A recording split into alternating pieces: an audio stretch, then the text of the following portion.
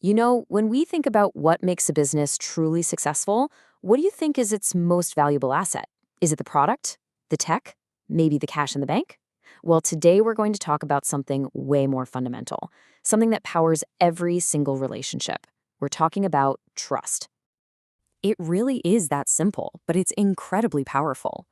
Trust isn't just some nice, fluffy concept. It's the actual foundation everything is built on. If that cracks, the whole thing comes tumbling down. I want you to really lean into this idea of trust as a currency, because it's the perfect way to think about it. You build it up slowly, right? With small, consistent deposits of honesty and reliability over a long time. But a single bad decision, a single lie, that's not just a withdrawal. Oh, no. That can bankrupt our entire account in a heartbeat. Okay, so this is a big idea, but how does it actually look in the real world? Let's bring it down to earth and start at the individual level, with a choice that pretty much all of us face in our careers. All right, put yourself in these shoes for a second. You're the new person on the team, you're eager, you want to impress people, build a solid reputation, and set yourself up for the future. So what's the game plan? You're basically looking at two paths. First, there's the honest one. You put in the hard work, you're committed, you do what you say you're gonna do, and over time, people notice. Your manager sees it, your team sees it, and that effort gets recognized. Then, there's the other path, the deceitful one. Cutting corners, being lazy, maybe trying to pull a fast one on your colleagues. And here's the kicker. Good leaders can spot this a mile away. You might think you're being clever, but a lack of integrity, it's surprisingly obvious. Okay, so that's what it looks like for one person. Now let's zoom out. What happens when that individual choice becomes a company-wide problem? Well, you go from a personal test to a full-blown corporate crisis, and the stakes get so much higher. So picture this. This is the dream scenario, right? A client comes to your company with a huge, important project. They are putting their complete faith, their complete trust in you to get the job done. That trust account we talked about, it is full. And this is where it all goes wrong. This is the moment of betrayal. Instead of honoring that trust, a decision is made to cheat, to use fake numbers, to deceive the very client who believed in them. This isn't a small withdrawal. This is deliberately setting the trust account on fire. And the fallout, it's immediate, and it is catastrophic. First, obviously, that client relationship is completely torched. But it's so much bigger than that. This one act hits the company's credibility like a wrecking ball. And in today's world, where news travels at the speed of social media, a scandal like this goes global in minutes. And that's the bottom line. It's not about losing one contract. It's not about a bad quarter. The company's entire reputation, the very foundation of its business, is just gone, wiped out in an instant.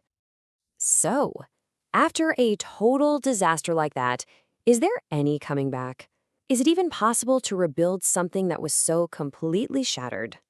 Well, the answer is yes, but the road back is long, it's hard, and it requires a very specific plan. This is the million-dollar question, isn't it?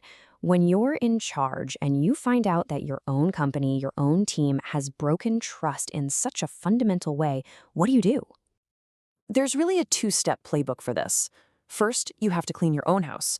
You deal with the person or people responsible, and you do it decisively and out in the open. This sends a crystal clear message to everyone that this behavior is not tolerated. Step two, you have to make it right externally. You compensate the client, you show them that you're willing to pay the price, whatever it is, to start earning back that trust. But just reacting to a crisis isn't the real answer. I mean, the smartest businesses in the world aren't just good at cleaning up messes. They're obsessed with preventing them from ever happening in the first place. It's all about playing the long game with your most valuable currency. And this right here is the fundamental, terrifying truth about trust. Just think about these timelines. It can take years, decades even, of hard, honest work to build a great reputation. But news of a scandal? That can spread around the world in minutes. And the actual act of deception that caused it all? That takes a single second. Years to build, seconds to destroy. That imbalance is staggering. So how do you protect this incredibly valuable, incredibly fragile asset? You have to be proactive. You invest in it. That means you build a culture where honesty and transparency are the default settings. It means you have systems in place to spot ethical problems early. The whole goal is to catch and fix these issues before they can ever blow up into a reputation-destroying crisis. And this really brings us to the ultimate point. This whole conversation isn't just about morals or ethics. It's about smart business. Being honest isn't a handicap. It's a competitive advantage. Over the long haul, it is without a doubt the most popular and, yes, the most profitable strategy you can have. So, I'll just leave you with this final question to think about, whether you're running a company, managing a team, or you're just starting your career. Take a really honest look at your work, at your organization. Are you actively, consciously investing in your most valuable currency? Because at the end of the day, it's the only one that truly matters.